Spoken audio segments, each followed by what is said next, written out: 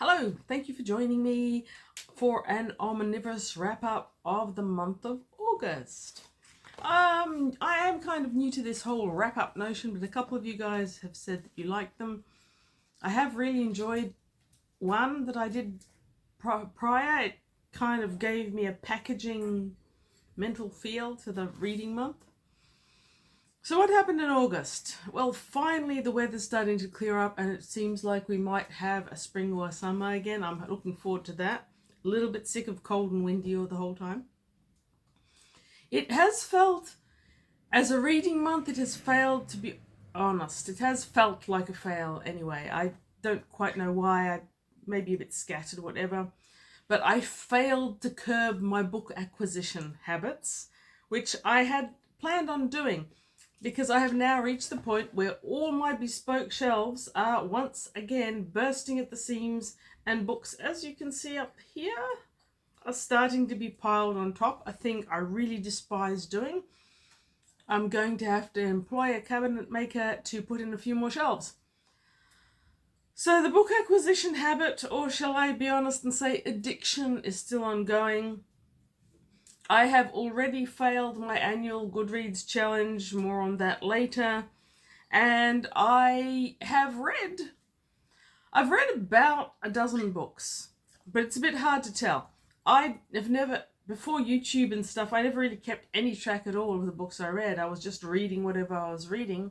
I didn't really pay any attention at all to the statistics. Goodreads first and YouTube now have meant that I have been keeping track, and I'm still not very good at it, to be honest. About a dozen books. So I read about 5 audios. I read 1 work of literature, probably about 6 science fiction, and a couple of non-fiction. And I'll go through all those things in any order. By the way, anyone watching this, especially if you watch the other wrap-ups, please give me feedback. Tell me what you like. Tell me what you don't like. I am enjoying them, but I'm steering blind with a journey with no map here. So, give me a map. My Goodread fail is going to sound a little bit like a humble brag, and I suppose it kind of is. So when I started with Goodreads, it was like a real light in a comic lighting up over my head. Wow, some people know how many books they read per year. So I joined that challenge. And at first I did what I think a lot of people do. You want to see how many books you can read, so you read very fast. You find yourself subtly choosing those books you know you can read fast, and maybe relegating to the side the books that are going to take longer. And if you're like me, you will one day realize that you are negatively affecting your reading enjoyment by doing this, so you stop. I think I'd reached 150 books a year when I decided that I needed to tone it down. So since then, I've been setting my bar lower and lower. My Goodreads annual challenge this year was meant to be 100 books. I think I'm already at 103. The problem with doing that, of course, is that I don't read as much non-fiction, for example. Non-fiction takes me longer than fiction. I don't read the really large books. I've got 2 David Bryns over there. They're enormous. I've got some C.J. Cherry. They're not small books. I want to read them. But if I'm reading over 100 books a year, I'm probably not going to get to many of them. So 103 books this year is a bit of a fail to me. Whatever. I haven't actually been choosing books for speed. I've been choosing the books I wanted to read. So in another way, that's an advantage. Okay. Of the books that I have read, the audios, I've been reading the Murderbot series, the internet, TikTok, YouTube, blah, blah, blah sensation that I didn't read for years because I thought with that much hype, it's going to be as much crap as a few other seriously hyped books that I've read and did not enjoy. I finally got around to Murderbot 1, I think last month, and I reviewed that one. I thoroughly enjoyed it. I'm listening to them as audios so that when I'm driving, I've got something that I can listen to. I think I'm up to 6 or 7 now. There's Murderbot 1. What am I up to? I can't remember the name of the one I'm up to. Artificial Condition was the second one. Then we had Murderbot Diaries Rogue Protocol was number 3. We moved on to Exit Strategy number 4. And, oh yes, Network Effect was number 5. That's the one I've just finished. Screamathon. I'm waiting for number 6 to become available from the library because I listen to my audios on library apps. They are great. I'm going to review them not separately but all together when I finish them because they work that way. They're narrated by Kevin Free and he does such a spectacular job. I almost can't imagine these books being better narrated inside my own head by my own imagination, and it's not that often that I say that. So that's 5 or 6 Murderbots. In terms of literature, right at the beginning of the month or from July to August, I finished The Loved One by Evelyn Waugh. This is the first time I've read The Loved One, though not the first time I've read Evelyn Waugh. I've got a beautiful penguin that I'm very proud of, and I enjoyed that one. I'm not going to do that whole tier rating. I haven't figured out how to do that yet. Maybe one day, if you want to see it.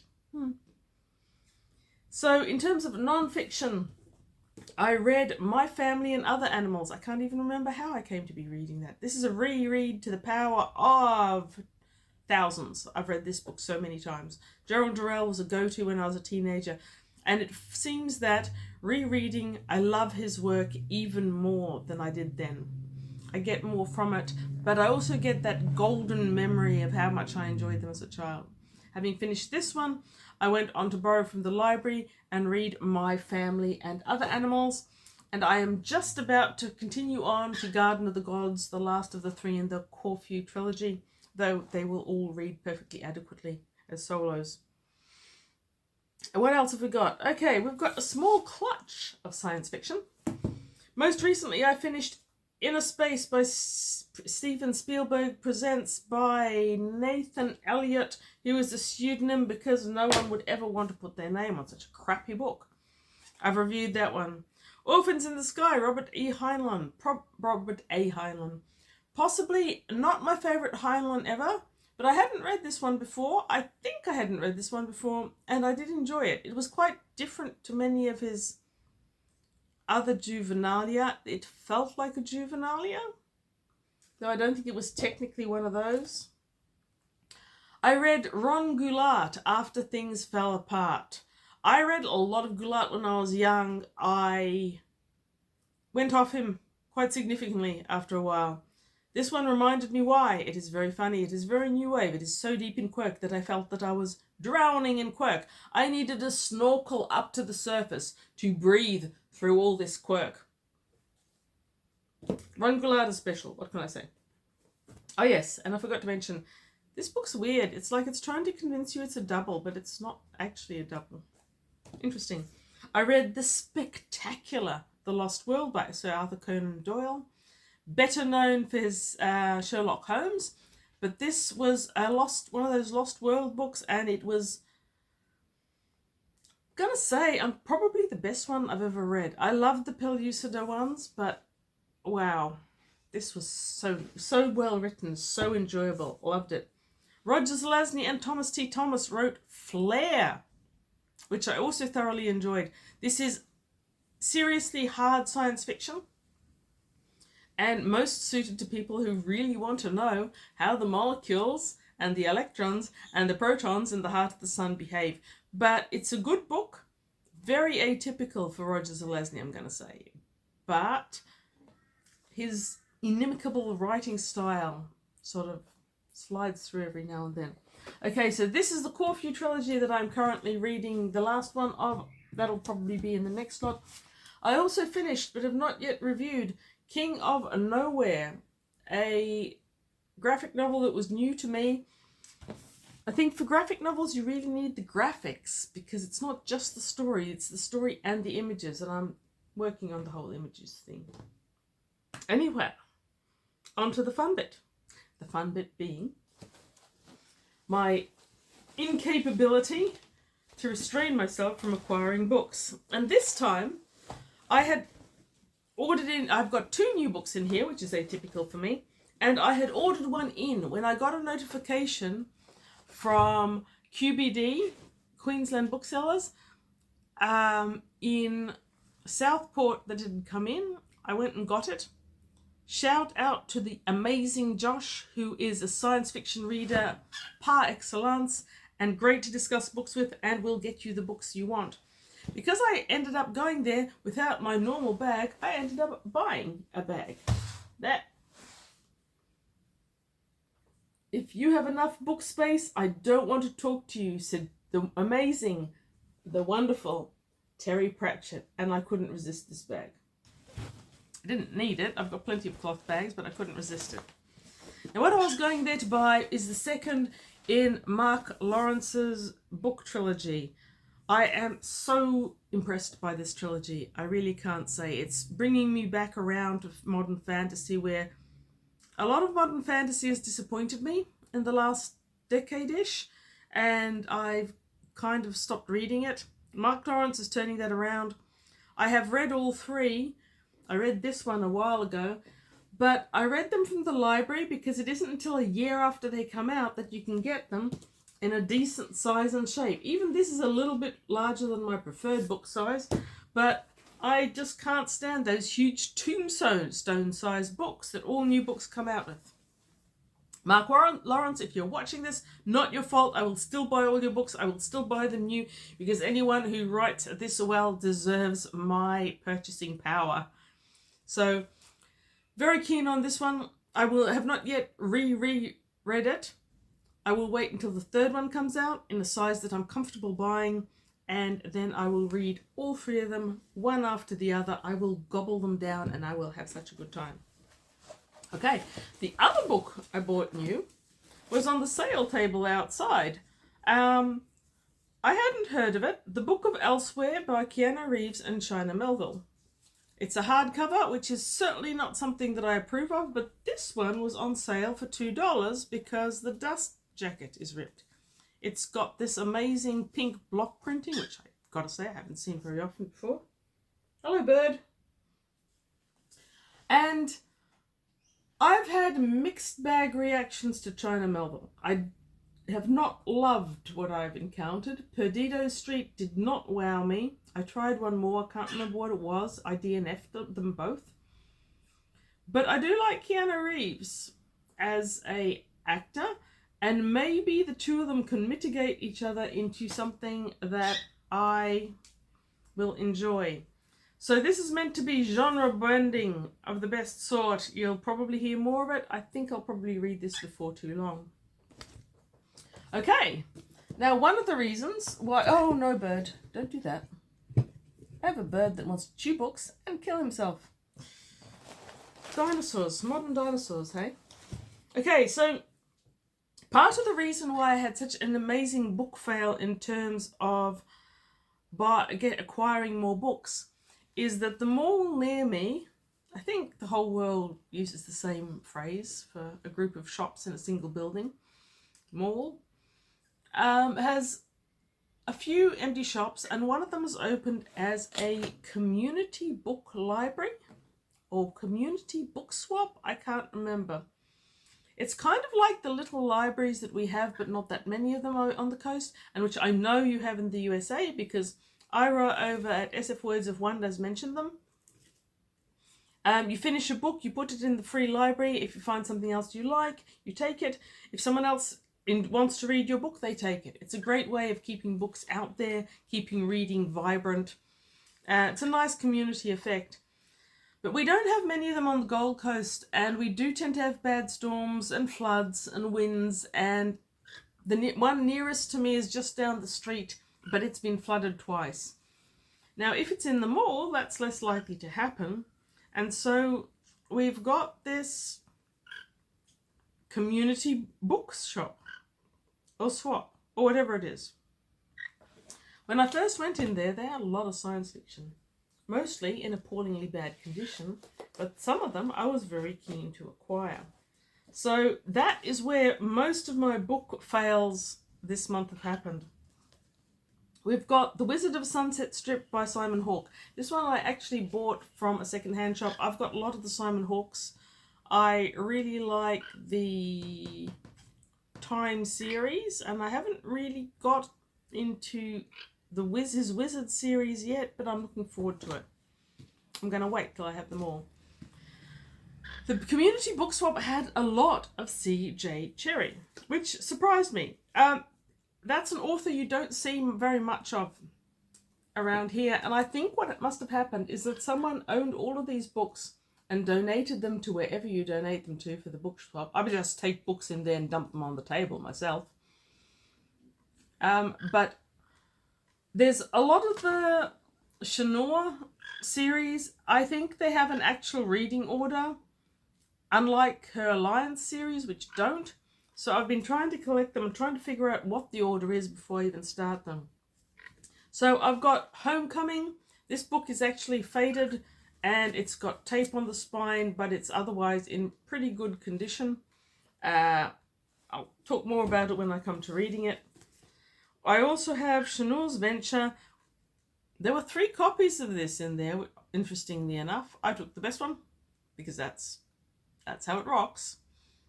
And I'm looking forward to getting into them. I think I now have 4 of the Shanor series. In time, I'll get there. I came across this lovely little penguin of P.D. James, Cover Her Face. It's been a long time since I read this one. I'm pretty sure I have read it, but I am looking forward to reading it again. It is sort of crimey horror, crimey thriller, that sort of thing. Let's go for crime. This one I saw on my second visit and I was so excited. I've got no idea who Jerry Turner is, but Stranger from the Depths has got this amazing cover. I just love that cover, and it's quite an old book. It has one of those covers that is actually more cardboard than anything else, and I am quite excited about it. It's a Scholastic Book Services, and that artwork, I'll look into that more when I read it. At the same time as I picked up that one, I found Zena Henderson. I don't think I've ever read any Zena Henderson, and I don't think I know much about it. But I have seen the author mentioned by other people on YouTube, BookTube, recently, and so I was quite happy to find this one. It's a creepy cover, and I like it. I think it looks good. The People, No Different Flesh. And also by Zena Henderson, Pilgrimage, The Book of the People. So I'm guessing there's a series of some kind that I don't know much about there. This one, I really love the artwork. Look at that artwork. It's spectacular.